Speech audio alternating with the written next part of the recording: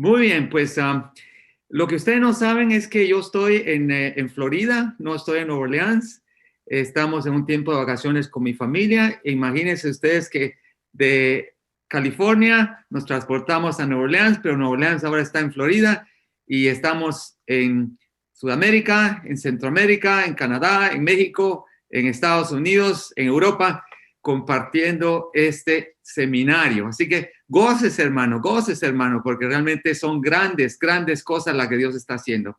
Yo estaba haciendo en este momento un recuento de lo que he vivido, de tragedias en mi vida. En 1976, un 4 de febrero a las 3:33 de la mañana, hubo un terremoto en Guatemala. Creo que fueron como 25,000 personas que fallecieron en esa oportunidad. Pero literalmente el Señor sacudió la tierra, sacudió el cimiento de la tierra en Guatemala y más que el cimiento sacudió el corazón del hombre en Guatemala. En aquel entonces eran muy pocas las iglesias que se conocían cristianas y un grupo de 17 personas vinieron de Eureka, California, a Guatemala a reconstruir casas, a reconstruir viviendas para el pueblo. Pero lo que ellos no sabían es que Dios tenía otro plan. Llegaron a reconstruir vidas. Y por eso aquí un ejemplo de Guatemala que fue tocado en esa oportunidad. Conocí a Verbo en Guatemala, me uní a Verbo y aquí estamos desde 1980 verborianos para el Señor. Imagínense una tragedia como un terremoto, lo que Dios hace. El cristianismo en Guatemala se expandió, pero increíblemente. Además, misioneros salieron de Guatemala, así como llegaron, fueron a otros lados, como a Nicaragua, a Ecuador, Brasil, Estados Unidos, por todos lados en Estados Unidos, en Canadá. Imagínense el movimiento de Dios, lo que puede hacer Dios, el alcance que tiene Dios. Y por otro lado, en Katrina, hace unos años atrás, hace 15 años, estuvimos también en Nueva Orleans con un huracán categoría 5 que entró a la ciudad de Nueva Orleans, de Guatemala, de Luisiana. Y en esa ocasión, pues también hubo miles de muertos, mucho daño, billones y billones de daños en toda esta región, Mississippi, Luisiana. Y vimos que Dios también sacudió a la iglesia. En este caso, lo que yo pude experimentar fue una unidad de la iglesia, caucásicos con afroamericanos, con hispanos. Nos reuníamos a orar, iglesias uniéndose en restaurarse unas a la otra, apoyándose. Fue realmente unanimidad, unidad lo que yo experimenté en esos momentos. Aún lo seguimos experimentando. Pero este año, una pandemia, 2020. Fíjense, con los hermanos de Verbo Norte, el liderazgo, acordamos que este año iba a ser un año de evangelismo. Sin imaginarnos lo que iba a pasar. Es más, en Nueva Orleans, donde soy parte del liderazgo, anciano que preside, decidimos nosotros equipar a hermanos a nivel de liderazgo para que los grupos familiares, las iglesias en hogares pudieran crecer, pudieran ser más equipadas. Y estábamos todos ahí tratando de cómo manejar la situación. Y nos viene esta pandemia, nos borra todo el esquema que teníamos, todos los planes se derrumban. Y según nosotros, pues no iba a suceder mayor cosa. Ahora les cuento lo que está pasando. En las iglesias en el hogar, en Nueva Orleans, cuando se reúnen, hay gente oyéndonos en Ecuador, hay gente en Canadá. En los grupos de damas que se reúnen, hay gente conectada de Honduras. Mire, por todos lados vemos que esto se ha expandido. Quiero darles un ejemplo más. Una canción recién iniciada la pandemia que se llama The Blessing, la bendición. Ya ha sido cantada en más de 140 idiomas. Imagínate eso. Ha sido cantada, traducida, cantada en más de 140 idiomas. Y este versículo que dice, Jehová te bendiga y te guarde, Jehová haga resplandecer su rostro sobre ti y tenga de ti misericordia, Jehová alce sobre ti tu rostro y ponga en ti paz. Óigame, ha sido traducido este versículo de la Biblia en 700 diferentes lenguajes y dialectos.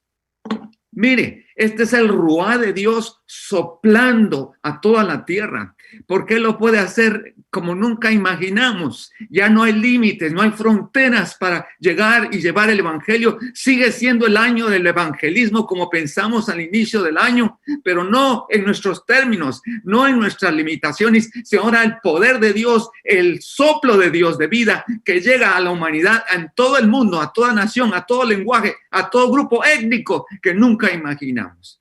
Dios es grande, hermano. Dios es maravilloso. A mí me apasiona este tema del evangelismo porque yo sé que Dios nos va a usar en esta generación para ir a los confines de la tierra, para impactar aquello que nunca pensamos poder nosotros alcanzar. Dios lo está haciendo porque Él es Dios todopoderoso. ¿Qué tal si le das un aplauso al Señor? Enséñame ahí las palmitas que están aplaudiendo. Así puedo ver que me están escuchando porque Dios recibe toda la gloria, toda la honra. A Él sea la gloria. Veo esas palmitas y siga gozándose. Así que el tema que quiero compartirles hoy es la necesidad de evangelizar.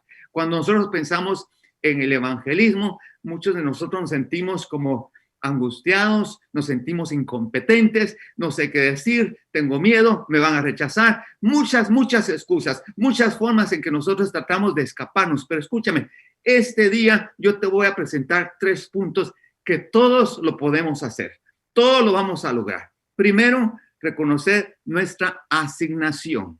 Segundo, cómo realizarla. Y tercero, las herramientas, nuestras herramientas. Está sencillo. Este mensaje, 3 partes. 1, ¿cuál es lo que Dios nos pide? ¿Cuál es nuestra misión? ¿Cuál es nuestra encomienda? ¿Cuál es nuestra comisión? Por otro lado, ¿cómo lograrla? ¿Cómo lo vamos a hacer? Y tercero, ¿con qué contamos? ¿Qué es lo que yo tengo para hacer lo que Dios me está pidiendo? Así que, Padre, en el nombre de Jesús, desde ya nos investimos de ese poder que tienes tú, Señor, en el cielo y en la tierra. Recibimos tu Santo Espíritu a través de estas líneas de comunicación, Señor, que llegan a diferentes países y diferentes ciudades. En el nombre de Jesús pedimos que tu Espíritu, ese ruá de vida, venga y llegue más allá de lo que imaginamos o pensamos, como es lo que tú puedes hacer, todas las cosas mucho más poderosas. En el nombre de Jesús. Amén. Bueno, empiezo con el Mateo 28, 18 al 20, una escritura muy conocida, pero quiero hacer unos énfasis ahí. Y dice, y Jesús se acercó y les habló diciendo, léalo conmigo, toda potestad me es dada en el cielo y en la tierra. Por tanto, id y hacer discípulos a todas las naciones, bautizándolos en el nombre del Padre, del Hijo y del Espíritu Santo, enseñándoles que guarden todas las cosas que os he mandado. Y he aquí, yo estoy con vosotros todos los días hasta el fin del mundo. Ahora mírenme acá. Jesús está en este momento resucitado. Está por ascender al cielo. Y yo lo veo como un rugido de león cuando él sale y venció a la muerte y resucita y se presenta, se manifiesta y dice, toda potestad, es como el rugido de un león, toda potestad, todo poder, toda autoridad me es dada en el cielo y en la tierra. Ese rugido del león de Judá que se levanta y dice, ese es mi hijo, dice el Señor, mi hijo ha vencido toda victoria, él ha vencido la muerte y resucita. Ese poder, hermanos, esa autoridad, ahora la tenemos nosotros. ¿Por qué le digo? Porque inmediatamente después de decir toda potestad me es dada en el cielo y en la tierra, dice, por tanto.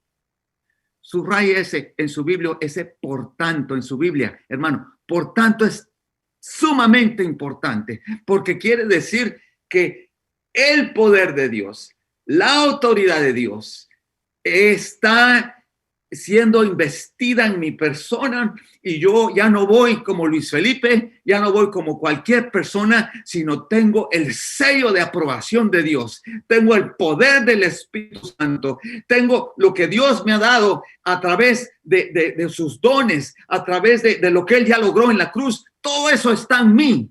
Entonces yo no voy solo. Eso me da ánimo a mí, me da esa certeza de que Dios me va a usar, porque no soy yo, hermano, es Él a través de mí. Yo soy un instrumento, yo soy nada más el templo del Espíritu Santo. Imagínense, nada más, el Espíritu Santo va en mí. Estoy llevando la presencia de Dios donde yo voy, hermano. Eso me da a mí esa, por decirlo, osadía de decir, bueno, porque yo no estoy solo, hay alguien que está conmigo.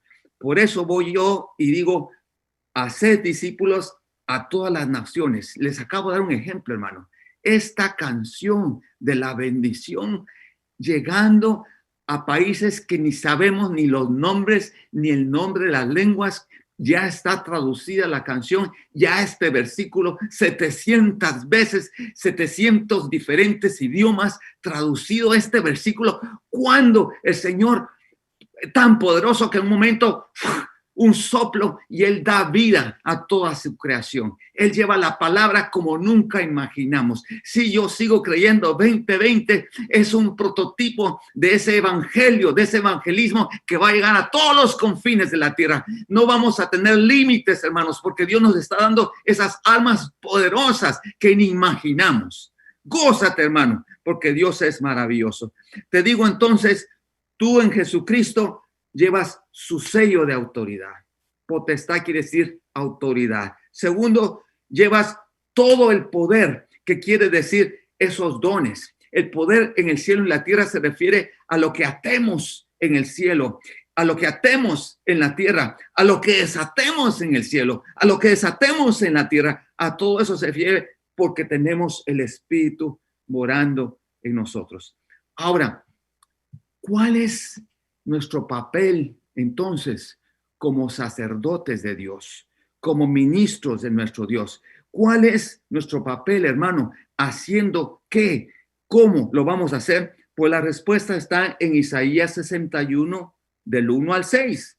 Tenemos la misma unción que Dios dio a Jesús, ahora nos la da a nosotros. Isaías 61, 1 al 6 dice así: el Espíritu de Jehová, el Señor, está sobre mí, porque me ungió Jehová, me ha enviado a qué, hermano. Primero, subraya eso: predicar buenas nuevas a los abatidos. Esto no es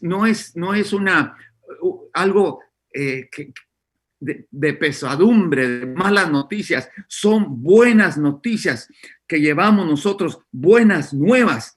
¿Qué buenas nuevas yo le puedo dar a un abatido? Hermano, tú no vas a morir, tú vas a vivir eternamente. Hermano, tú tienes un plan de Dios. Dios te ama. Hermano, desde antes de la fundación del mundo, Dios ya había pensado, ya te había concebido, porque dice el Señor que somos escogidos aún antes de la fundación del mundo. Somos especial tesoro, somos aceptos en el amado. Es más, Él nos ha adoptado como hijos suyos. Somos hijos suyos. Dios nos ha dado potestad de ser hechos hijos de Dios. ¿Sabes qué más? Hemos sido sellados con el Espíritu Santo. Hemos sido redimidos. Nosotros íbamos y teníamos el destino de muerte. Ahora la sangre de Cristo nos ha redimido, nos libera, nos capacita a hacer esa realeza. Ahora tenemos esa sangre real de Jesucristo en nosotros y tenemos el destino de morar con Él, de vivir con Él y de reinar también con Él. Imagínense, ¿esas son malas noticias, hermano? A un abatido tú puedes llegar y decirle cosas grandes, buenas, nuevas que Dios tiene. Y sigue aquí diciendo: a vendar, escucha, a vendar a los quebrantados de corazón, a publicar libertad a los cautivos y a los presos, apertura de la cárcel. Mírame bien, como cardiólogo, en este momento de pandemia, estamos empezando a ver cuadros de ansiedad muy intensa, cuadros de depresión sumamente profundas, y muchas veces eso afecta al corazón. Te lo digo porque yo pienso cómo podemos vendar un corazón quebrantado.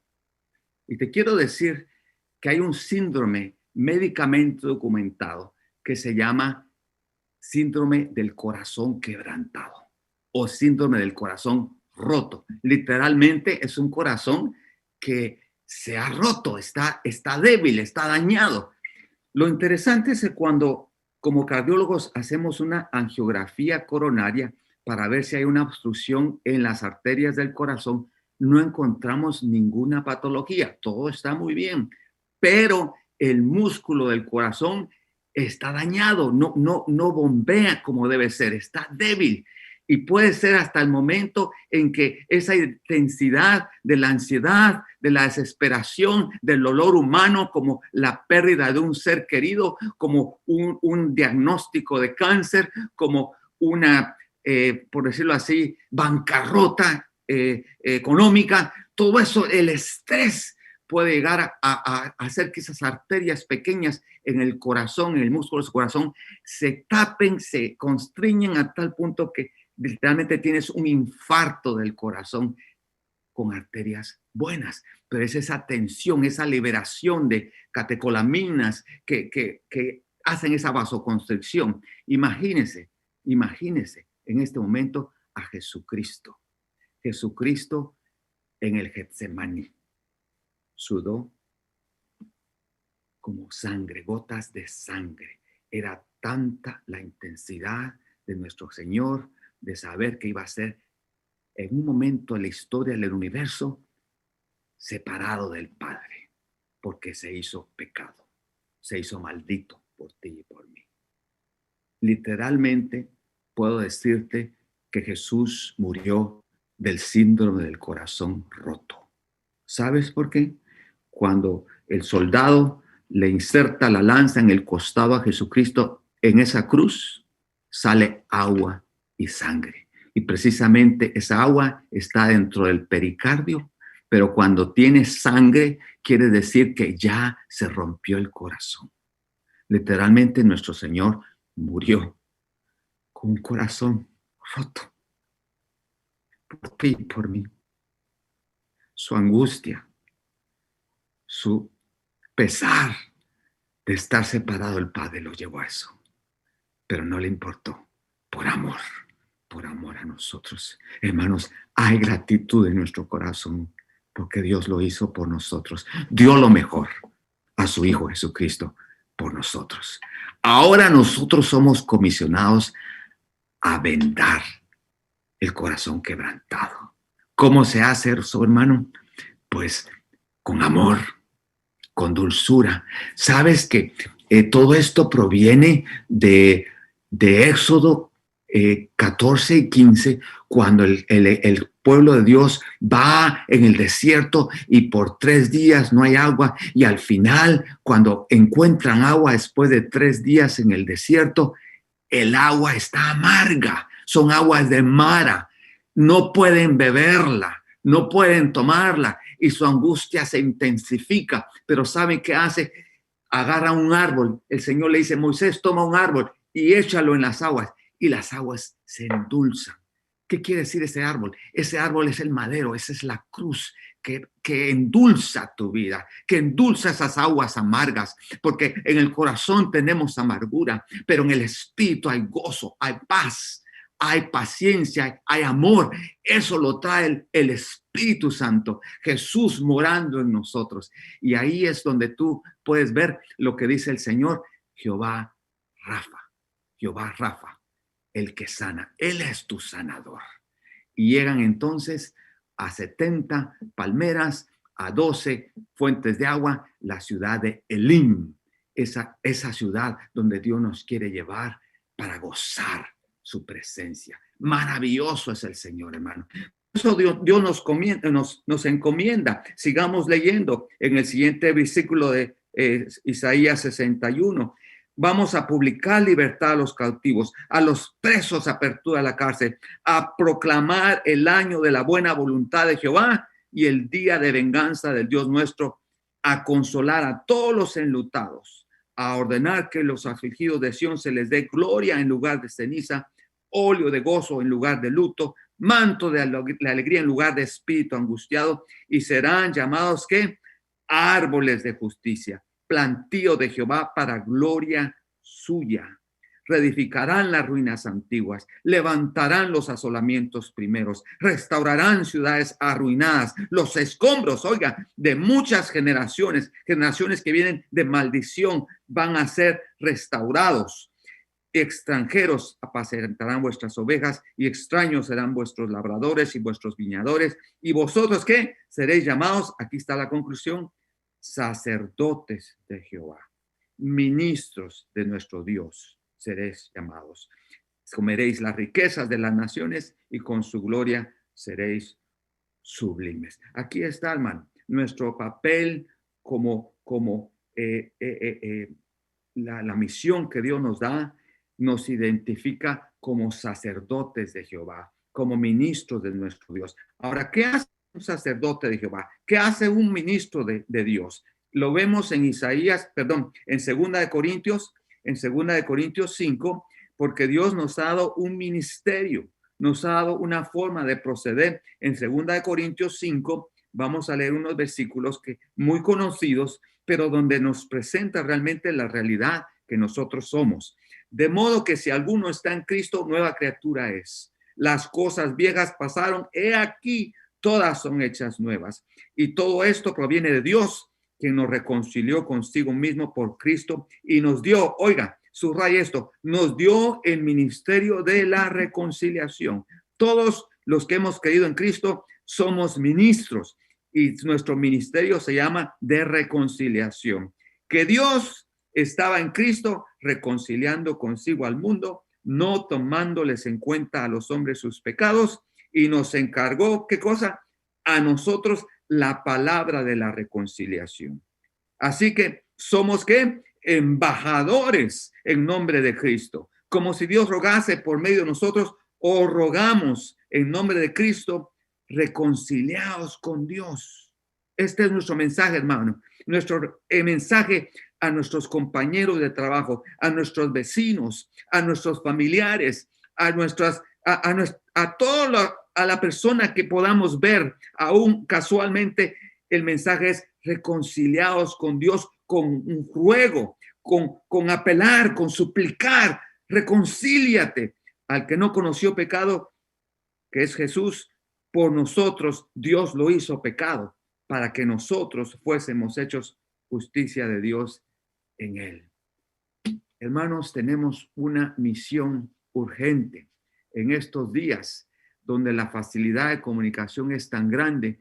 Podemos comunicarnos a Centroamérica, tenemos familia allá, podemos comunicarnos a otros países, amigos que no hemos visto, y darles un mensaje. Mira, estaba pensando en ti. ¿Sabes? El infierno es real. No sé si lo sabías, pero hay cientos de escrituras que hablan del infierno. Y Jesús en Mateo 25 es muy claro. En Apocalipsis no digamos. Ahora, ¿por qué menciono el infierno? Porque el juicio y el infierno son tópicos que tal vez muy poco tocamos. Y ahora menos, porque ahora todo hay que decir dulzura, te va a ir bien. Todo. Hermano, si tú estás pecando, estás en muerte. Estás destituido de la gloria de Dios. Te vas a ir al infierno.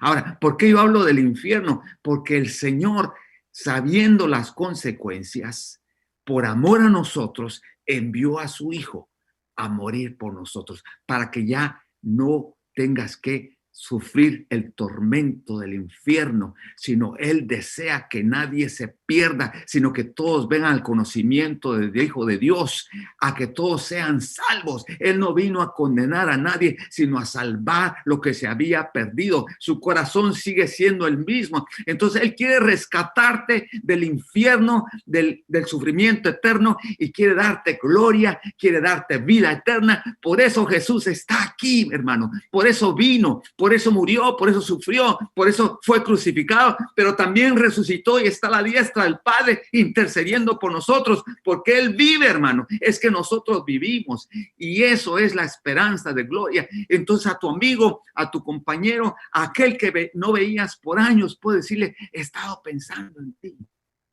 Fíjate, en este seminario que tomé este 13 de agosto, pensé en ti. Vamos, ¿qué tal si piensas en alguien? Piensa en alguien que tal vez no has visto por años, que tal vez no has.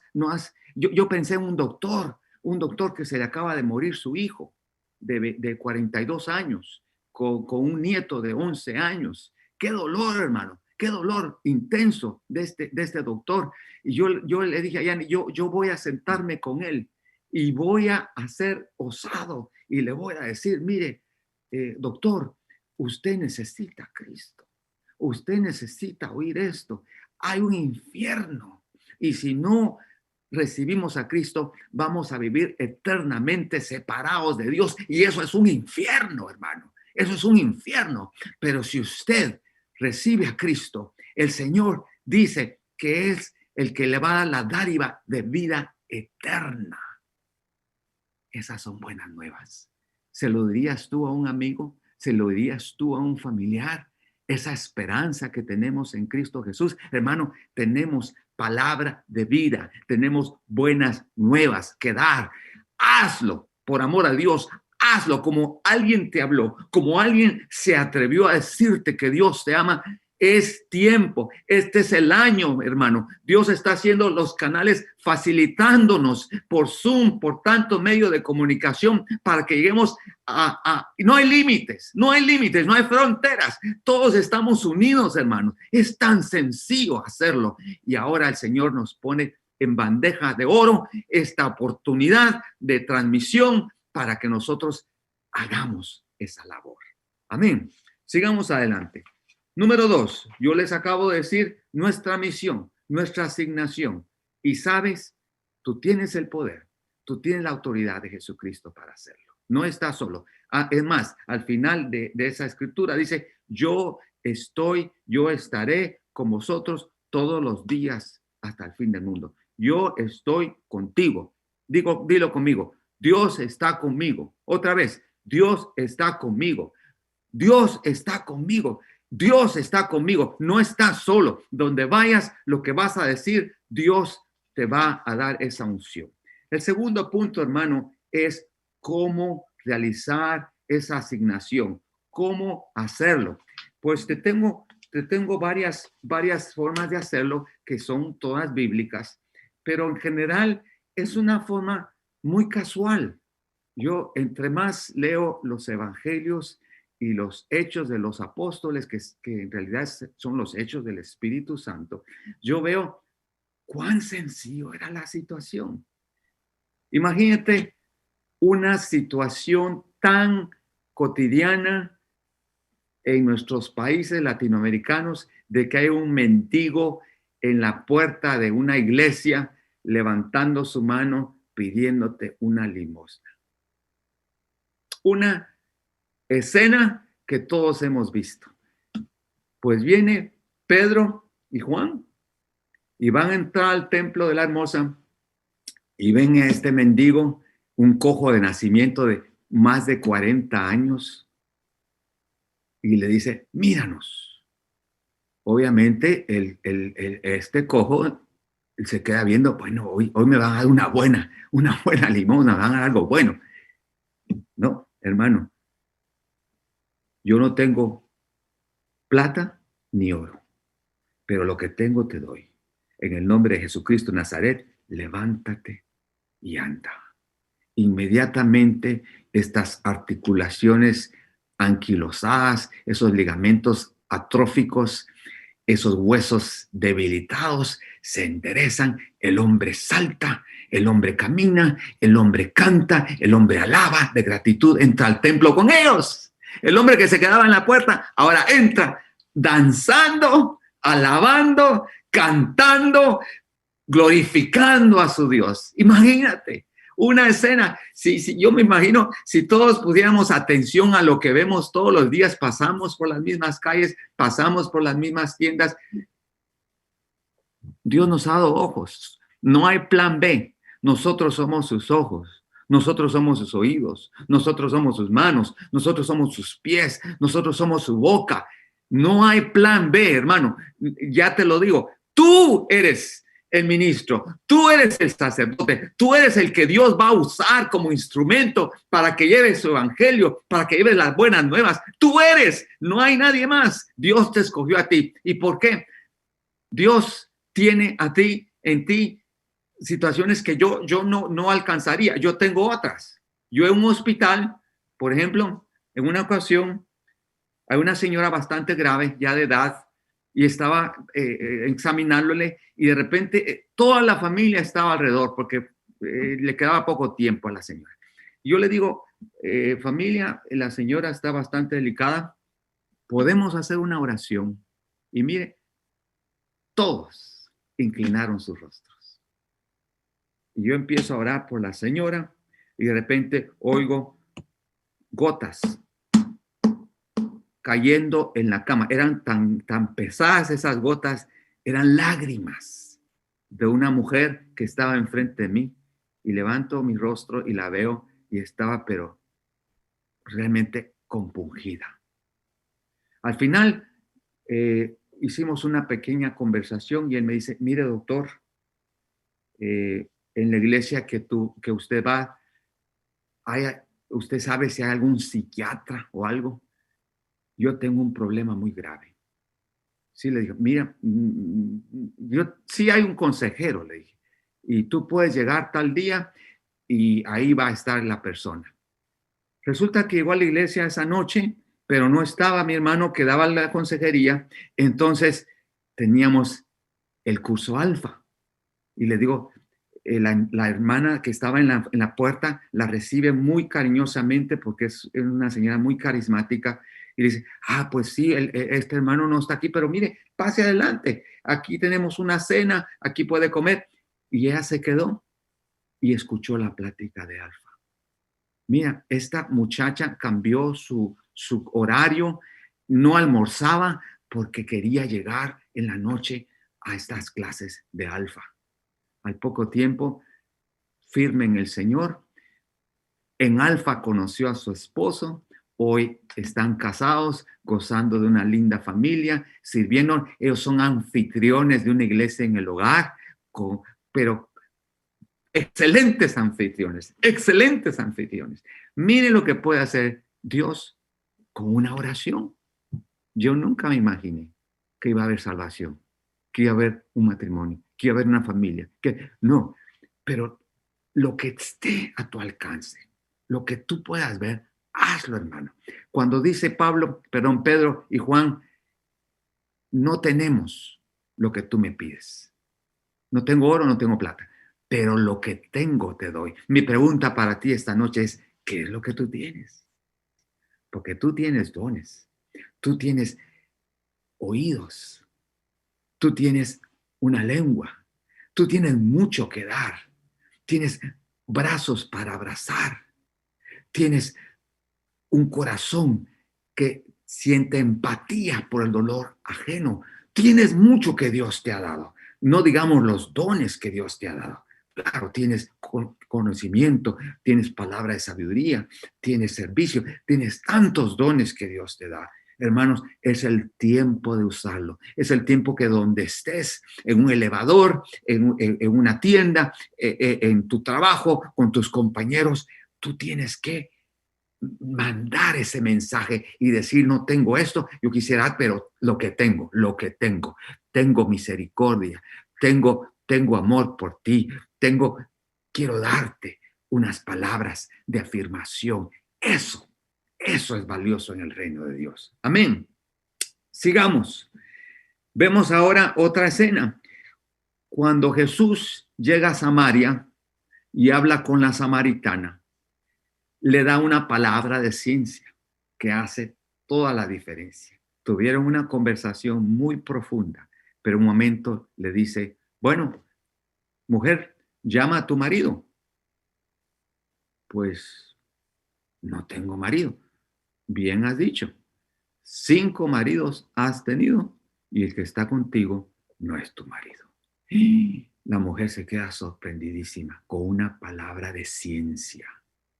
Tan sorprendida es que deja el cántaro de agua en el pozo y se va corriendo a la aldea a contarles a todos. ¿Y sabe lo que esta mujer dice? Muy sencillo. Me dijo todo lo que he hecho. Me dijo todo lo que he hecho. Y en ese momento llega toda la multitud del pueblo y dice, esta mujer nos contó esto, ¿es real? Jesús se queda unos días ahí y ahora ya el mensaje no es de la mujer, sino ahora todos creen las palabras de Jesús. Por una conversación en un pozo, imagínate, no solo se salva una mujer, sino toda una aldea, todo un pueblo escucha el mensaje de buenas nuevas y reciben a Cristo. Hermano, es cuestión de gozo. Es algo para mí, el ejemplo de Jesús es tan individual que él deja las 99 y busca a la perniquebrada, a la perdida, a la que se ha apartado del redil. Ahí va Jesús a buscar su oveja y se la pone en el hombro. Ese eres tú y soy yo, que Dios nos ha llevado en sus hombros, hermano. Hagamos esto, hermano. Le doy otro ejemplo. El endemoniado de Gadara. Jesús llega al otro lado del lago y hay un hombre que anda desnudo, rompe las cadenas, nadie lo puede controlar, está endemoniado y cuando ve a Jesús se intimida, los demonios dicen, déjanos en paz, sal, no nos eches fuera. Esas voces, me imagino, eran una legión, dice la Biblia que eran 2000 demonios que tenía este hombre, imagínense. En ese momento Jesús accede, los echa a un hato de cerdos, los cerdos se precipitan, mueren y el hombre queda sano y salvo. Todo se extraña, todo el pueblo se asusta. Más que los cerdos que se fueron, ahora están asustados de ver la cordura de este hombre, que era un monstruo, un animal, una bestia, y ahora está en sus cabales en un momento. Obviamente este hombre está agradecidísimo con Jesús. Él ya se está montando a la vaca y el hombre diciendo, yo quiero ir contigo, yo quiero ir contigo. Y dice, no. Fíjese lo que dice este Jesús a este hombre. Vete a tu casa, a los tuyos, y cuéntales cuán grandes cosas el Señor ha hecho contigo y cómo ha tenido de ti misericordia. Este hombre va de vuelta a su casa y va a Decápolis. Escúchame, Decápolis, Deca es 10. Era una región donde habían 10 ciudades. Un hombre sanado ahora va a evangelizar a 10 ciudades. Y ahí es donde encuentra el poder de Dios. Por eso les digo, Dios es tan individual en escoger gentes, en tomar una persona y llevarla, alcanzarla. Vemos a Zaqueo. Un día este hombre que era corto de estatura, no ve a Jesús en la multitud tratando de brincar, de ver, no ve nada, se sube a un árbol y cuando Jesús va pasando, yo quiero verlo y ciertamente, óigame, no solo él ve a Jesús, Jesús lo ve a él. Eso me gusta mucho, porque Jesús nos vio a nosotros. Un día cuando estábamos en nuestros pecados perdidos, hermanos, Jesús puso sus ojos en tú y en mí y nos vio en el lodo. Sabía quiénes éramos, pero nos dio amor, nos dio su todo. Ese es Jesús. Y ciertamente ve hacia arriba Jesús, le dice, Zaqueo, baja de ahí. Hoy estaré contigo y cenaré contigo en tu casa. Este hombre de la felicidad va a hacer la comida, está todo listo, entra a su casa y cuando entra este hombre, óigame, un hombre pecador, un hombre jefe de publicanos, de lo peorcito, era ladrón, era usurpador, de todo hacía. En un momento se levanta y dice, hoy yo voy a dar la mitad de mi reino a los pobres, escúchame, a los pobres. Y si a alguien he defraudado, voy a darle cuadriplicado, 4 veces más de lo que yo le debo. El corazón de este hombre cambió eternamente por una persona a la cual Dios vio y transformó. Un ejemplo más, Hechos 16 habla de la historia cómo la iglesia llegó a Europa. No sé si la conoces, pero en este caso ya es Pablo que va con Silas y llegan a la ciudad de Filipo. Ellos iban a Asia, pero el Espíritu Santo les dice, no vayan a Asia. Más bien ven el rostro en una visión de un macedonio que le decía, ven a nosotros, ven a nosotros. Y así se dirigen hacia lo que hoy es Grecia, la iglesia de la ciudad de Filipos. Y en ese momento, pues entran a la sinagoga, están compartiendo. Y en la oración, que era un día de reposo, van al lado de un río y ahí está una mujer vendedora de púrpura, como decir, una señora que trabaja en el mercado y escucha atentamente y recibe el mensaje. Y al final le dice, miren, por favor, ven a mi casa, yo los hospedo, no tienen que ir yo les doy aquí. Y ciertamente en la casa de Lidia empieza la iglesia en Europa, por una mujer que abrió su corazón.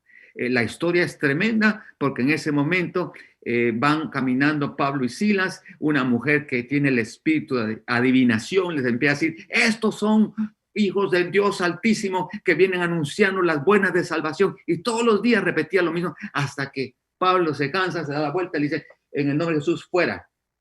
El demonio sale fuera y la ganancia que ellos tenían, estos hombres, a través de esa mujer, pues se esfuma, se enojan tanto estos hombres que llaman a los alguaciles y los azotan a Pablo y a Silas, los meten a la cárcel, al calabozo, los meten al más fondo ahí, el más hediondo, el más frío, el más sucio, apestoso, todo está ahí. Y aquellos hombres a medianoche. Medianoche es el lugar, el tiempo más oscuro de tu vida. ¿Qué haces tú a medianoche cuando no tienes salida? ¿Sabe qué hace Pablo y Silas? No tenían abogado, no tenían ningún contacto, no conocían a nadie en Filipos, no tenían teléfono, no tenían cable, nada. Lo que hacen es alabar al Señor.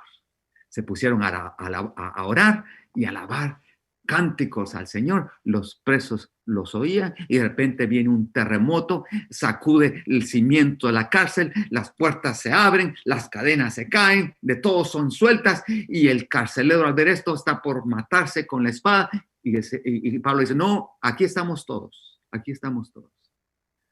Lo que me impresiona de esta historia es que el carcelero, al entrar a donde está Pablo en la cárcel, no le pregunta, ¿y cómo estás? ¿Estás bien? ¿Te golpeaste? ¿Todos están bien? No. La pregunta de este hombre es, ¿qué tengo que hacer para ser salvo? Imagínense el impacto que tuvo este terremoto, esas alabanzas, esa administración al Señor, la presencia que había ahí. Trajo definitivamente una convicción de tal forma que yo tengo que hacer algo. Y Pablo y Silas le contestan, arrepentíos y convertíos al Señor. Este hombre y toda su familia se convierten a las horas de la madrugada, se están bautizando en agua, les están limpiando las heridas a lo de los azotes a Pablo y a Silas, les dan de comer. Es una fiesta toda esa madrugada, imagínense. Y al salir de la casa, Pablo y Silas, ¿a dónde van? A casa de Lidia y ahí llegan a consolar a los hermanos. Tremendas historias, hermanos, que vemos en la palabra de Dios. Todo a través de una conversaciones de poner algo en el plato, decirme cómo estás y empezar a platicar, empezar. Es tan natural como lo podemos hacer que les digo, Dios no tiene límites. Él hace el resto. Tú empieza y Dios hace el resto. Bueno, en medio de limitaciones vemos también a Pablo, que en Filipenses 1:12, si me lo pones ahí, en Filipenses 1:12, estando en la cárcel, estando en la prisión, Pablo dice esto, Filipenses 1:12, quiero que sepáis, hermanos, que las cosas que me han sucedido han redundado más bien para el progreso del evangelio. Imagínate, ¿cuáles cosas están sufriendo Pablo? Las cosas que le han sucedido precisamente en la prisión. Este hombre estaba en la cárcel, estaba imposibilitado de viajar. A este hombre que le gustaba ir de misionero a visitar las iglesias, a firmar a los hermanos, a poder, estaba limitado. Pero escúchame, hoy estamos en prisión. Algunos no pueden salir de su casa, algunos tenemos que ir enmascarados a donde vayamos. Antes, cuando veías a un enmascarado, te asustaba. Ahora, si ves a alguien que no tiene máscara, te asustas. Tápese la boca, hombre. Y así andamos todos en pánico, huyendo, escondiéndonos, tratando de ver. No puedes ir a un restaurante, no puedes a comer, a sentarte en una mesa. No, hermano, estamos tan limitados. Incluso a nivel de iglesia, no nos podemos reunir como antes. Muchas iglesias todavía están cerradas. Estamos sumamente limitados. Pero aquí está Pablo en prisión, en cadenas. Lo tenía un soldado encadenado, una serie de soldados que escuchaban. Y él dice, quiero que sepáis que las cosas que me han sucedido han redundado más bien para el progreso del evangelio. Imagínense, yo puedo decir las cosas que nos están sucediendo por esta pandemia, hermanos, más bien debemos gozarnos porque están para el progreso del evangelio. Yo firmemente creo que ese es un tiempo en que Dios está abriendo puertas, está abriendo barreras idiomáticas, 700 lenguas traducida la oración sacerdotal de número 6, 24 al 26. Imagínense, 140, más de 140 lenguajes cantan esta bendición al Señor. ¡Wow! ¿Cuándo pudo haber sucedido eso? ¿Cuánto no puede haber, está sucediendo ahora con este seminario que estamos teniendo, hermanos? No sabemos el límite, no sabemos a dónde va a llegar. Tal vez va a llegar a otros idiomas, yo no sé. Pero, hermano, son tiempos en que debemos ver como la perspectiva de Pablo, que dice, gozaos, nuevamente os digo, regocijaos. Pero como un hombre en la cárcel, como un hombre encadenado puede decir esto, hermano, porque se da cuenta que el evangelio no está preso, el evangelio está corriendo. Al contrario, el Señor está como una catapulta mandando los ejércitos de Dios a todos los confines de la tierra, a todas las lenguas, a todos los grupos étnicos donde Dios va a impactar con poder. Termina diciendo Pablo en Filipenses 1:21, porque para mí el vivir es Cristo y el morir es ganancia. Esto es algo que debemos grabarlo en nuestro corazón, hermano. Dilo conmigo, porque para mí el vivir es Cristo. Filipenses 1:21, porque para mí el vivir es Cristo y el morir es ganancia. Imagínate, cuando tú tienes la perspectiva correcta de Dios, no le tienes miedo a la muerte, al contrario, es un gozo de pasar a su presencia, de estar en su presencia. Pero por otro lado, si estás acá viviendo y tienes vida, pues tu vida es de provecho, tu vida es útil, tu vida tiene dones, tu vida tiene recursos, tu vida tiene tanto que dar que tienes que despertarte a la realidad que lo que yo tengo es para darlo a otros, para ayudar a otros. Si hay miseria, pues yo ofrendo, soy generoso. Si hay necesidad de ir a trabajar, pues voy con mis manos, lo que se tenga que hacer, hermano. Tenemos esa facilidad y por otro lado, de darnos cuenta que la palabra de Dios no está presa. Pablo, si él no hubiera estado preso en Roma, le digo, nunca, nunca hubiera alcanzado a la élite de Roma, a los generales, a los gobernantes, a los reyes, al pretorio, estos, soldados, generales. Aún, escúchame, después de años de estar 2 años, creo que fue en esa cárcel, se establece la iglesia en Roma, en la casa de César, en la casa de César. Ahí lo puede leer en Filipenses 4. Ya había una iglesia de un soldado, de un militar que estuvo escuchando la voz de Pablo, las predicaciones, cómo se comportaba Pablo. Y este hombre recibió a Cristo, abrió su casa y la iglesia empieza en Roma. Pablo no lo hubiera podido hacer. Mira cuántos reyes, cuántos gobernantes pudo él ministrar estando prisionero. Cuántas cartas, escucha, cuántas cartas escribió que hoy en día leemos Filipenses, Gálatas, Efesios. Cuánta belleza de riqueza nos heredó en la cárcel, hermano. Es que la perspectiva de Dios no es la nuestra. Tenemos que ver las cosas como ve Dios. Yo le pido a Dios, dame ojos para ver. Cuando voy a una conferencia, cuando voy, Señor, quiero ver como tú ves. Cuando estoy en la playa, quiero ver como tú ves, porque Dios nos está continuamente revelando algo que el mundo necesita. Y tenemos que abrir esos ojos. Ahora bien, terminando ya en esta palabra, los llevo a la oración y al evangelismo. Les dije 3 partes. Primero, nuestra asignación. Segundo, cómo hacerlo. ¿Cómo hacerlo? Dios nos dice que vamos a recibir poder cuando nosotros recibamos el Espíritu Santo. Y por último, ¿qué herramientas nos da el Señor?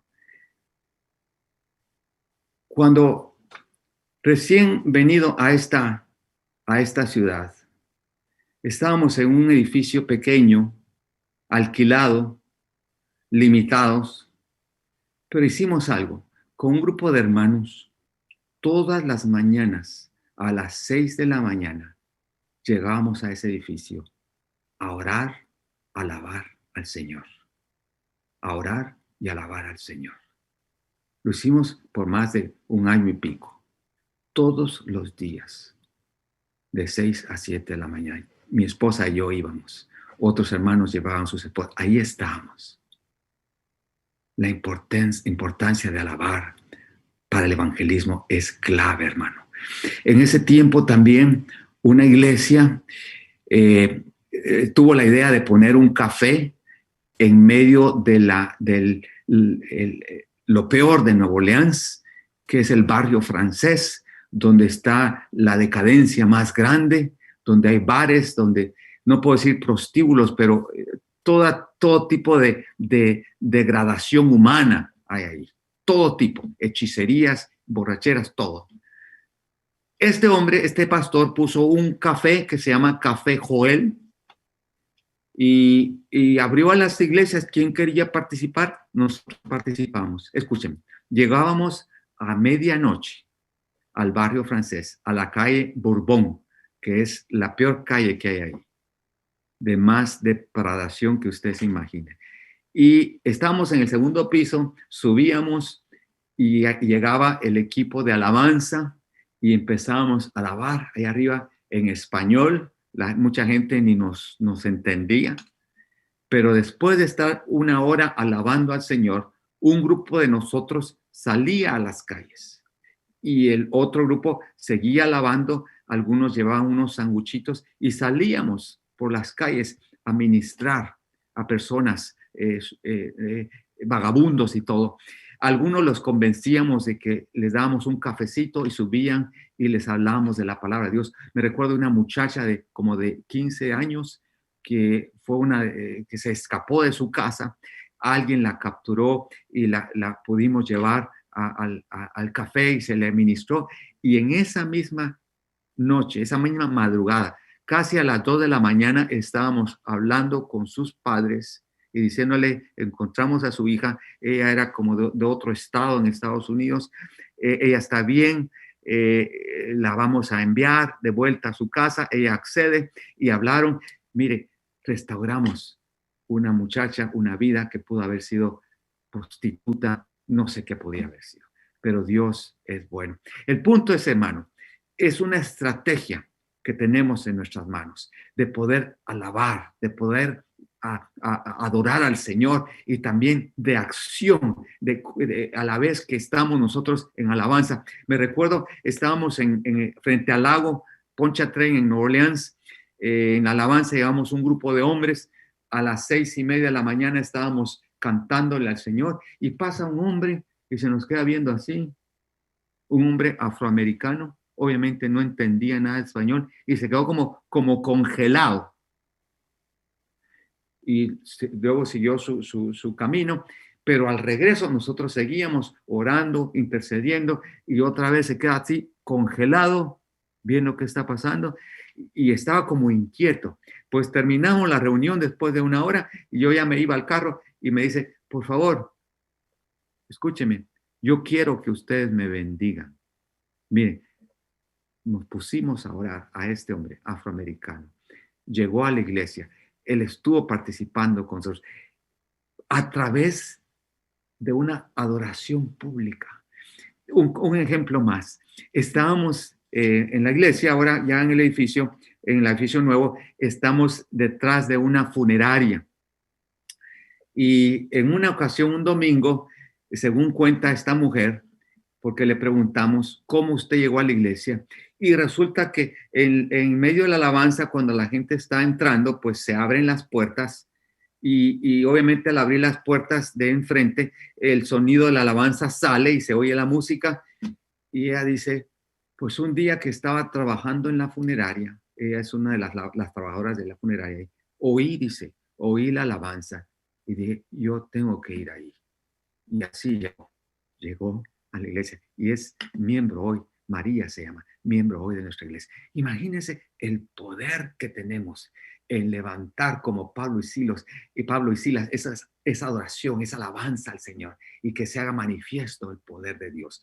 Por eso dice en 2 Corintios 10, 4 y 5, ya voy terminando, 2 Corintios 4 y 5, porque las armas de nuestra milicia no son carnales, sino que poderosas en Dios para la destrucción de fortalezas, derribando argumentos y toda altivez que se levanta contra el conocimiento de Dios, y llevando cautivo todo pensamiento a la obediencia a Cristo Jesús. ¿Qué herramientas tenemos, hermanos? Tenemos un arsenal de milicia que no es carnal, sino poderosas en Dios. Yo no creo que tenemos que manipular a la gente, sino simplemente nosotros usar esas armas de intercesión, de oración, de petición, de acción de gracias, de evangelismo que Dios nos ha dado, y Dios va a convencer. El Espíritu de Dios sigue siendo todopoderoso. Él es el Espíritu de verdad,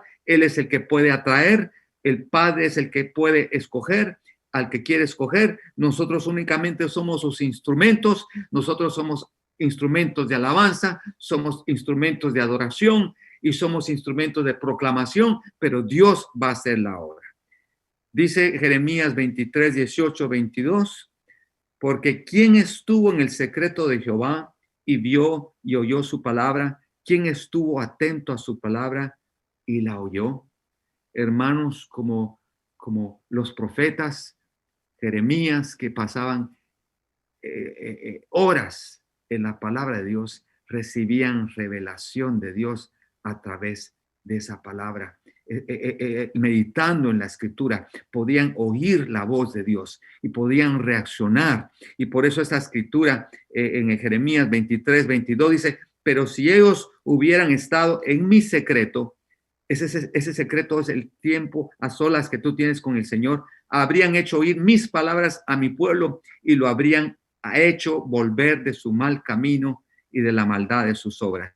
Otra vez esa palabra, pero si ellos hubieran estado en mi secreto, hablando del pueblo de Dios, habrían hecho oír mis palabras a mi pueblo y lo habrían hecho volver de su mal camino y de la maldad de sus obras. Esto es evangelismo, hermano. Es escuchar la voz de Dios en su palabra, por su espíritu, estar en ese secreto de Dios, meterte a tu closet y luego oír las palabras de Dios y hablar, profetizar, proclamar, divulgar lo que Dios te ha dicho para que tú hagas volver del mal camino a esa población y de la maldad de sus obras. Dios nos llama, hermanos, a que escuchemos su voz, a esa intimidad que nos dice los secretos de Dios, nos abre esas riquezas de Dios. Él sabe lo que tiene que decir. Si nosotros hacemos una pausa y abrimos nuestros oídos, vamos a empezar a oír grandes cosas, hermanos. Si tomamos el tiempo en la palabra de Dios, de meditar en ella, de rumiarla, de rumiarla para que esa digestión llegue a lo más profundo y se integre a nuestras fibras en todo nuestro ser, vamos a hacer volver al pueblo de su maldad. Y además en Ezequiel 22:30, el Señor busca algo. ¿Sabes qué busca el Señor sobre toda la tierra? Aquí te voy a dar la respuesta. Ezequiel 22:30 dice, y busqué entre ellos hombres que hiciesen vallado, que se pusiesen en la brecha delante de mí a favor de la tierra, para que yo no la destruyese, y no lo hallé. Lo leo otra vez. Y busqué entre ellos hombres que hiciese vallado y que se pusiese en la brecha delante de mí a favor de la tierra para que yo no la destruyese. Y lo trágico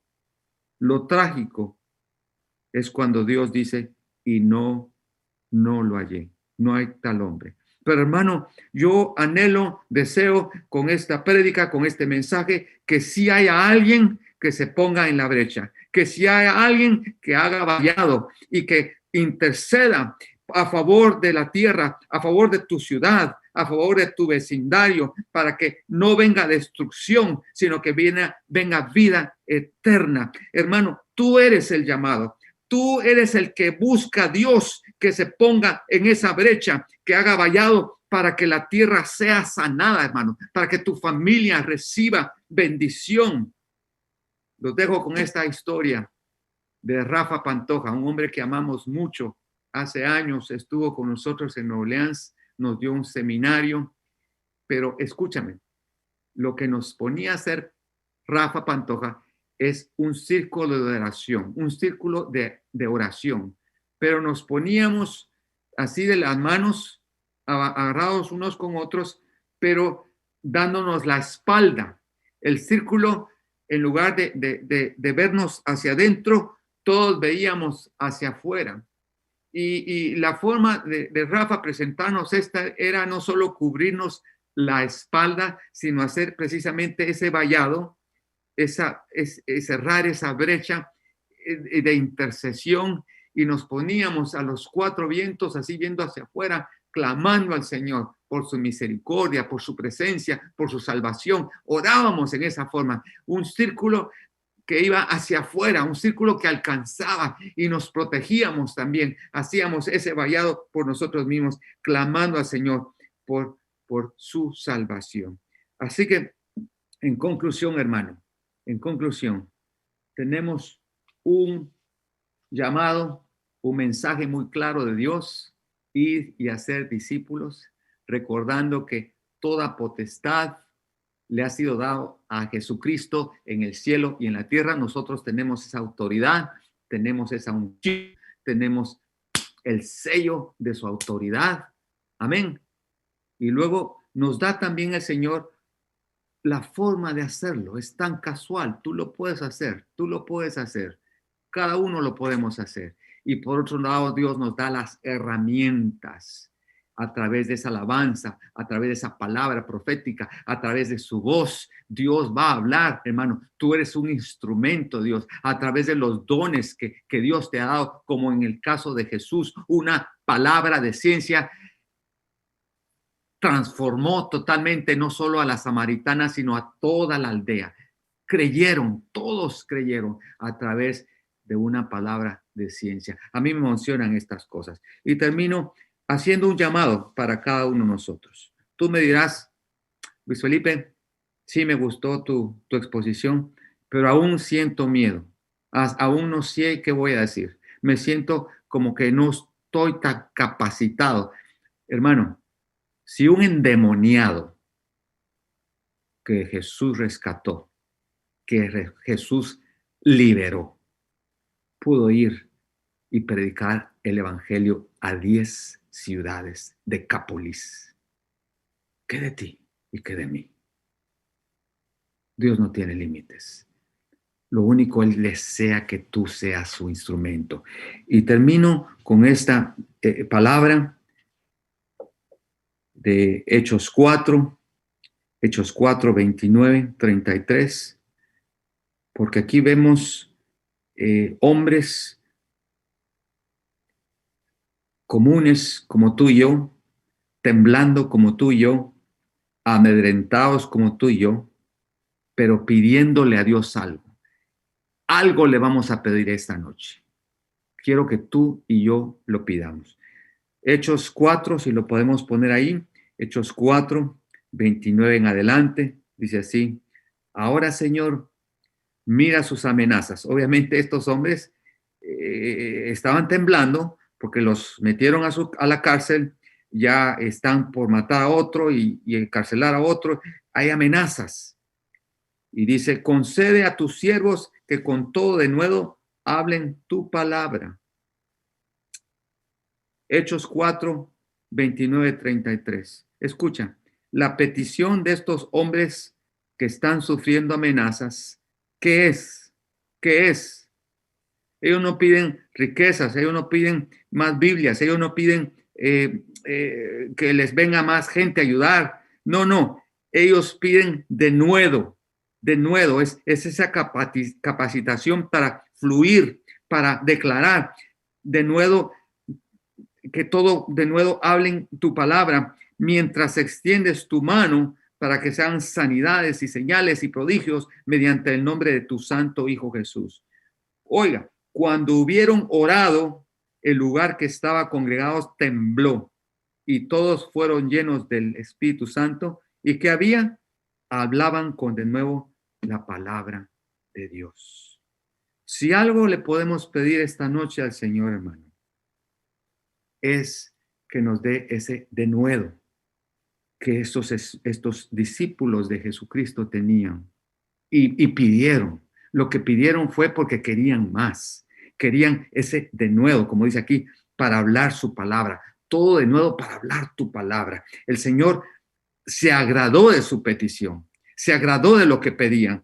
El lugar que estaban congregados tembló, vino una señal, todos fueron llenos del Espíritu Santo y hablaban con denuedo la palabra de Dios, hermanos. Esa facilitación de que viene la palabra revelada, la palabra ungida de Dios, es lo que Dios quiere darnos en este momento, en estos días, hermanos. Por eso lo vamos a pedir.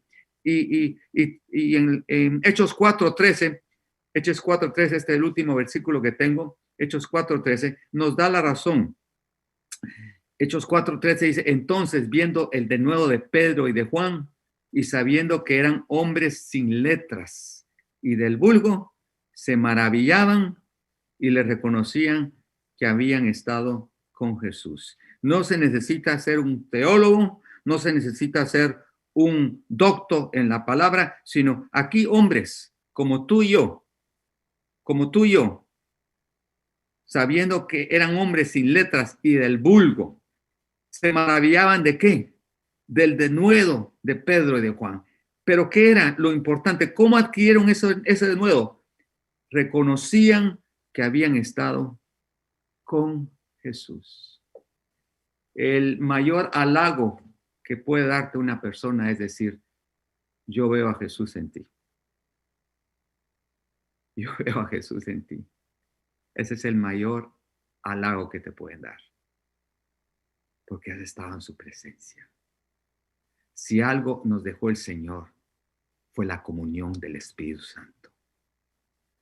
La gracia del Señor Jesucristo, el amor de Dios y la comunión del Espíritu Santo estén con vosotros todos los días. Esa comunión del Espíritu Santo es la que tú tienes que atesorar. Tienes que vivirla, tienes que alimentarte de esa presencia para que el Señor te use con poder. Cierra tus ojos ahí donde estás. Quisiera orar por ti. Padre, en el nombre de Jesús, yo clamo que esa unción que estuvo en estos discípulos tuyos, Señor, se derrame en este momento, que ese Espíritu Santo sea derramado sobre cada persona aquí que está escuchando y viendo este mensaje. En el nombre de Jesús, envía tu Espíritu, Señor. Envía esa unción de tu Espíritu. Danos ese denuedo para hablar tu palabra, Señor. Como le diste a estos hombres que no pidieron riquezas, no pidieron facilitaciones, no. Ellos querían el denuedo de tu Espíritu Santo para hablar tu palabra. Pedimos que nos investas en este momento, nos llenes, nos sacies de ese denuedo del Espíritu Santo para hablar tu palabra. En el nombre de Jesús, esperamos en ti grandes cosas, sanidades, maravillas, prodigios, señales, porque tú eres un Rey todopoderoso. Hermanos, les amamos, los bendecimos y no olviden 2020, año de evangelización. Que Dios te use con poder. Hasta la próxima. Los dejo ahora con Orlando Cardona, que les va a dar un poquito de una reseña de lo que es el día de mañana. Dios les bendiga.